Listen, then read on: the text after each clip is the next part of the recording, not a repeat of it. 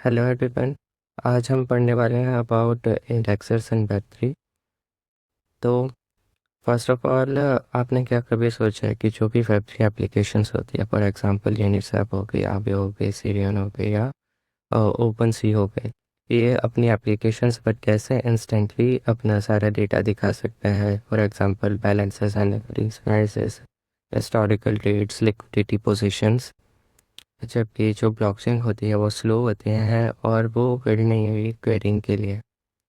तो यहाँ पर जो क्रूशियल रोल प्ले करते हैं वो होते हैं इंडेक्सर्स। ओके, तो आज हम पढ़ने वाले हैं अबाउट इंडेक्सर्स कि इंडेक्सर्स होते क्या हैं और वेब3 इकोसिस्टम क्यों रिलाई करता है उन पर, और कहाँ यूज़ होते हैं इंडेक्सर्स, दैन उनका आर्किटेक्चर कैसा होता है और हम उन्हें बना कैसे सकते हैं। ओके, तो सबसे पहले इंडेक्सर्स होते क्या हैं। पहले मैं चाहता हूँ कि आप ब्लॉकचेन को इमेजिन करें एज बुक्स। ओके, ये हो गए बुक्स के पेजेस या फिर ब्लॉक्स हमारी चेन्स के। देन जब भी कोई नया डेटा आता है, नए ब्लॉक्स ऐड्स होते हैं, तो थिंक इट एज कि नया पेज ऐड हुआ है। ओके, तो हमारी ब्लॉकचेन ऐसे बुक होती है जिसमें कोई टेबल ऑफ कंटेंट नहीं होता, प्रेजेंट कोई पेजिनेशन नहीं होता प्रेजेंट। ठीक है, अब यहाँ पर हमारी जैसे नीड हुई कि किसी यूज़र का या किसी वॉलेट एड्रेस का डेटा हमें लाना है। फॉर एग्ज़ाम्पल उनके ERC20 ट्रांसफ़र्स लाने हैं हमें, या फेच करने हैं सारे के सारे ERC20 ट्रांसफ़र्स। तो हमें क्या करना होगा कि हमें from each page to page traverse कर कर उस यूज़र का डेटा देखना होगा। तो ये एक बहुत लेंथी प्रोसेस हो जाता है, जहाँ पर हम किसी प्रोवाइडर या RPC के हेल्प से ही डेटा देख पा रहे हैं हमारे चेन का। तो हमारे मल्टीपल कॉल्स लगेंगे। देन हमें उस डेटा को बाद में पार्स करके कैलकुलेट करके फिर दिखा पाएंगे हमारे फ्रंट एंड्स पर। ओके, तो यहाँ हमारे हेल्प मिलता है इंडेक्सर्स का। तो इंडेक्सर्स का काम क्या होता है कि वही सारा डेटा जो हमारी नीड है। ओके, फॉर एग्जांपल अभी हमारा नीड था कि किसी वॉलेट एड्रेस का ERC20 ट्रांसफर्स हमें सारे के सारे चाहिए। तो एक हमारा इंडेक्सर होगा जो सारे के सारे ERC20 ट्रांसफर सेव करेगा हर एक यूज़र के, और अ, उन्हें एक्सपोज करेगा, हमारे लिए शो करेगा। ओके, तो हमारे जो इंडेक्सर्स होते हैं वो क्या करते हैं, वो एज अ मीडियम काम करते हैं between our blockchains and our applications. ठीक है, यहाँ पर हमारे लाए करते हैं इंडेक्सर्स। तो इंडेक्सर्स का आपको यूज़ समझ आया, या इंडेक्सर्स होते क्या है कि जो हमारे ब्लॉकचेन से डेटा लाकर हमारे पास DB में सेव रखते हैं, देन शो करते हैं हमारे एप्लीकेशंस के लिए। ओके, अभी हमें देखना है कि इंडेक्सर्स का नीड हमें पड़ता क्यों है। ओके, तो आपको जैसे पता है कि ब्लॉकचेन जो होती है वो ऑप्टिमाइज होती है ट्रस्ट के लिए और कंसेंसस के लिए। ओके, उनमें हम सर्च नहीं कर सकते, एनालिटिक्स नहीं पता कर सकते, एप्लीकेशन क्वेरीज नहीं कर सकते। क्यों लिमिटेशंस है, क्योंकि जब हम नोड से डेटा ला रहे हैं तो क्वेरिंग फ्रेंडली नहीं होता, कोई एडवांस फिल्टर्स नहीं लगा सकते, कोई एप्लीकेशंस नहीं लगा सकता, और हिस्टोरिकल डेटा लाना और एक्सपेंसिव होता है, not in just terms of money but also in time computing units. Okay, और हाँ, सबसे इम्पॉर्टेंटली कि जब हमें अपनी एप्लीकेशन पर डेटा दिखाना है तो उसके लिए हम ज़्यादा टाइम नहीं ले सकते। ओके, तो जैसे हम एग्जांपल के लिए लेते हैं कि आप अपनी एक Web3 एप्लीकेशन बनाना चाहते हैं विदाउट इंडेक्सर्स। तो वहाँ हम हमारा हर डेटा कैसे दिखाएंगे। ओके, वहाँ पर हमें कैसे दिखाना होगा, हमारे पास एक प्रोवाइडर होगा या RPC होगी। ओके, फॉर एग्जांपल मान लीजिए कि हमारा पिछला वाला ही प्रॉब्लम है, किसी यूज़र का हमें ERC20 ट्रांसफर्स दिखाना है हमारी एप्लीकेशन पर। तो हमें उस यूज़र के सारे ट्रांसफ़र्स सर्च करने होंगे, हर एक ब्लॉक टू ब्लॉक। तो यहाँ क्या होगा, हमारे मल्टीपल RPC कॉल्स लगेंगे। हम्म,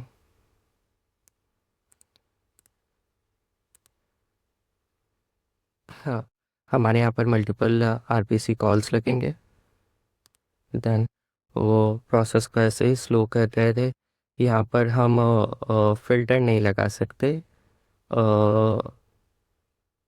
एडवांस फ़िल्टर फॉर एग्जांपल कि हमें ERC20 ट्रांसफर्स भी चाहिए और एक यूज़र के ही चाहिए। ओके। और अब जितना डेटा पुराना होता जाएगा और बढ़ता जाएगा, उतने और RPC कॉल्स बढ़ते जाएंगे, और हमारा टाइम और कंप्यूटिंग यूनिट्स भी बढ़ते जाएंगे। ओके। और यही चीज़ है, जब एक साथ आएगी तो अ, हमारा टाइम ऑफ फैचिंग वो बहुत ज़्यादा बढ़ जाएगा। तो यही हमें नीड होता है हमारे इंडेक्सर्स का। वो क्या करेंगे कि आपका जो नीडेड डेटा है वो पहले से अपने पास स्टोर करके रखेंगे और हमारे एप्लीकेशंस को देखने के लिए एक्सपोज करेंगे, जिससे हम इंस्टेंट क्वेरी कर सकें और हमारा नीडेड डेटा वेब एप्लीकेशंस पर दिखा सकें। तो अभी हम समझने वाले हैं अबाउट आर्किटेक्चर ऑफ इंडेक्सर। ये आप देख सकते हैं, बहुत हाई लेवल आर्किटेक्चर है इंडेक्सर का। ये इंक्लूड करता है आपके blockchain node. Okay, blockchain node हो गए आपके, ये कोई भी नोड हो सकता है, जैसे कि मान लीजिए इथेरियम का नोड है। ओके। आपके आगे इंडेक्सर वर्कर्स। ठीक है। तो लेट मी एक्सप्लेन, जो भी आपके ब्लॉकचेन नोड होते हैं वो आपके एमिट कर रहे हैं लॉग्स, या फिर लॉग्स हो गए, इवेंट्स हो गए, ट्रांजैक्शंस हो गए। ठीक है, इट्स ओके। और इवेंट्स, ट्रांजैक्शंस एमिट कर रहे हैं। हमारे इंडेक्सर का काम होता है कि वो इन्हें फ़िल्टर करे, ये लॉग्स, इवेंट्स, ट्रांजैक्शंस को पकड़े, डिकोड करे, और उसके बाद अकॉर्डिंग टू योर स्कीमा या टेबल सेव करा है।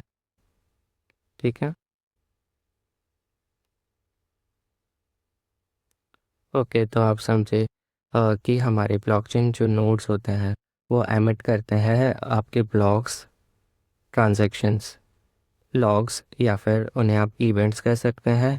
फिर हम हमारे इंडेक्सर वर्कर जो होते हैं वो हमारे एज ए ब्रेन वर्क करते हैं, जो क्या करते हैं, हमारे इवेंट्स को, जो हमारे नीडेड इवेंट्स हैं या मान लीजिए ट्रांजैक्शंस या पूरा पूरा ब्लॉक है, उसे फ़िल्टर करके पकड़ेंगे, देन डिकोड करेंगे और हमारे अकॉर्डिंग स्कीमा में सेव करेंगे। देन नेक्स्ट स्टेप होता है वो होता है कि इंडेक्सर्स का जो सेव डेटा है हमारा, उन्हें एक्सपोज करना एप्लीकेशंस के लिए। वो हम कैसे कर सकते हैं, उनके लिए हम APIs बना सकते हैं। वो हो सकती है अपनी नॉर्मल APIs, वो भी सॉकेट्स हो गए, और बहुत अच्छा GraphQL ऑप्शन है आपके लिए जब डेटा है भी वर्क हो, कि आपके पास बहुत सारा डेटा है और हमारे फ्रंट एंड को इंडिपेंडेंट बनाना है कि वो अपने हिसाब से डेटा चूज़ करे और यूज़ कर पाए। ओके। देन हमारी एप्लीकेशन ये सभी डेटा का यूज़, ये सभी प्रोवाइडर्स का यूज़ कर कर डेटा शो कर सकता है। ओके। सो आप बहुत हाई लेवल समझ चुके होंगे कि ब्लॉकचेन का आर्किटेक्चर कैसा होता है। ब्लॉकचेन नोड्स जो हमारे इवेंट्स दे रहे हैं, इंडेक्सर जो उन्हें समझ कर डिकोड कर रहे हैं, डेटाबेस में सेव कर रहे हैं, देन उन्हें एक्सपोज कर रहे हैं as APIs for our applications to show. Okay. अभी मैं आपको बताना चाहता हूँ कुछ रियल यूज़ केसेस जहाँ पर इंडेक्सर्स का ऑब्वियसली यूज़ हो रहा है। फॉर एग्जांपल आप देख सकते हैं डिसेंट्रलाइज्ड एक्सचेंजेस पर यहाँ बहुत क्रूशल होता है कि हमें प्राइस चार्ट्स दिखें, हिस्टोरिकल वॉल्यूम दिखे, लिक्विडिटी पूल ये पोजीशंस दिखे। तो हम एक डिसेंट्रलाइज एक्सचेंज ले रहे हैं, फॉर एग्जांपल यूनिस्वैप हो गया। यहाँ ये सारे जो भी टोकन्स का इंफॉर्मेशन हमें दिख रहा है, ये हमें इंडेक्सर से मिला है, और या फिर कोई मार्केट प्लेस हो गया। ओके, तो इंडेक्सर्स का हर वेब3 एप्लीकेशन में यूज़ आएगा। वो आपके डिसेंट्रलाइज एक्सचेंजेस हो सकते हैं, एनएफटी मार्केट प्लेसेस हो सकते हैं, ब्रिजेस हो सकते हैं, प्रोटोकॉल्स हो सकते हैं। ओके, अब लास्ट हमें अगर कंक्लूजन तो देना हो हमारे इंडेक्सर्स का, तो वो क्या हो सकता है कि इंडेक्सर्स वो होते हैं जो मीडियम होते हैं between our blockchains to our applications. ठीक है, इंडेक्सर्स का काम होता है कि वो सेव करे हमारे डेटा को फ्रॉम ब्लॉकचेन। क्यों? अ, क्यों? क्योंकि फास्ट क्वेरिंग के लिए, फिल्टर्ड डेटा के लिए, और एडवांस क्वेरिंग भी हम रखा पाएंगे अगर हमारे पास डेटा सेव्ड होगा, जिससे और हमारा टाइम कम होगा हमारी एप्लीकेशंस के लिए कि वो पैच कर कर शो कर पाए एंड शो फास्टर।